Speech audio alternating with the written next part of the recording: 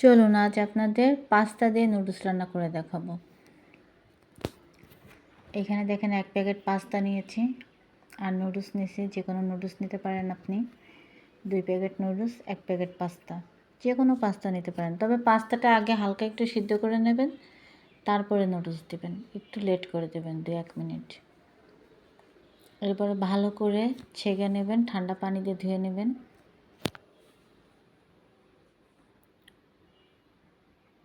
আর এখানে আমি চিংড়ি মাছগুলা কেচি দিয়ে ছোট ছোট করে কেটে নিলাম।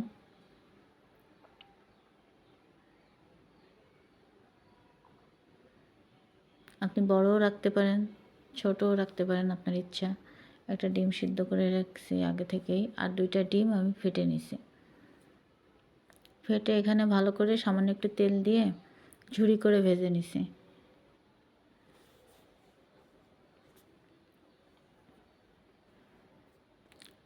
দেখেন ভালো করে একটু ভেজে ঝুরি ঝুরি করে নেবেন। আর এইখানে দেখেন সামান্য তেলের ভিতরে আমি চিংড়ি মাছগুলো দিয়ে দিলাম। এরপর কাঁচামরিচ আর পেঁয়াজ কুচি দিয়ে দেবো। আর চিংড়ি মাছটা আমি হলুদ আর সামান্য একটু লবণ দিয়ে মেখে নিছি। আর এইখানে সামান্য একটু লবণ দেবো পেঁয়াজ মরিচের জন্য, একদম সামান্য দেবেন, কারণ নুডলসে আর পাস্তায় যে মশলাটা থাকে ওগুলাতে লবণ থাকে।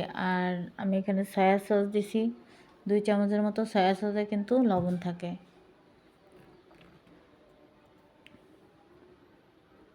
আর এখানে নিজের করা টমেটো সস দিয়ে নিলাম। টমেটো সসটা আপনার পরিমাণ মতো দিবেন, কম বেশি করে, যে যেমন পছন্দ করেন। আর এরপর আমি নুডলস আর পাস্তাগুলো দিয়ে ভালো করে এটাকে মিশিয়ে নেব। এরপর মশলাগুলো এক এক করে সব দিয়ে দেব। আর এখানে বেশি একটা সামান্য একটু লবণ দিতে পারেন আপনি, কারণ এই মশলাগুলোতে কিন্তু অনেক লবণ থাকে, তাই আমার মনে হয় লবণ দেওয়ার প্রয়োজন হয় না। তারপরেও আপনি একটু সামান্য যদি কম থাকে তাহলে দিয়ে নেবেন। আর এখানে দেখেন ডিমগুলো আমি দিয়ে নিছি। এরপর দেখেন আমার গাছে লাগানো টবে, আপনার বিলাতি ধনেপাতা বলে এগুলাকে, আমি টবে লাগাইনি, বড় একটা বলে লাগাইছি, যেন ছড়ানো একটা বলে, যাতে বেশি লাগানো যায়। টবে তো বেশি লাগানো যায় না। আর ধনেপাতাগুলো দিয়ে নেড়ে চেড়ে আমি নামাই ফেলবো। হয়ে গেল আমার ঝটপট পাস্তা নুডলস রেডি।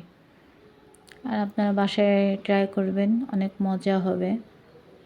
আর ভিডিওটি ভালো লাগলে লাইক কমেন্ট শেয়ার করে দিন। সবাই ভালো থাকবেন। আল্লাহ হাফেজ।